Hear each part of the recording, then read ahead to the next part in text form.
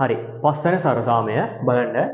cos වර්ග y ඍණ sin වර්ග y සමානයි 1 ඍණ 2යි sin වර්ග y කියලා තියෙනවා. හරි. මේ ප්‍රකාශනය මම එනවා LHS සමානයි RHS කියලා නම් කරගන්නම්.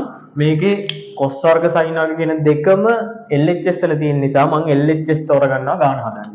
නම් LHS සමානයි cos වර්ග y ඍණ sin වර්ග y. දැන් බලන්නකෝ මේ උත්තරේ තියෙන්නේ sin වලින්. එහෙනම් මේකේ තියෙන cos අපි අයින් කරගන්න ඕනේ.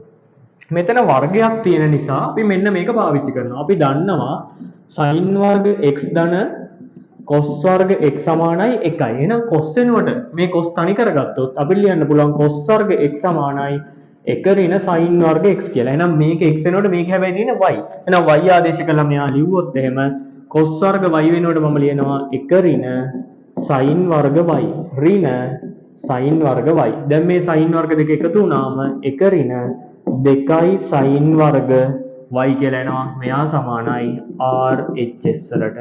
ඔන්න අපේ පස්වෙනි ගාන.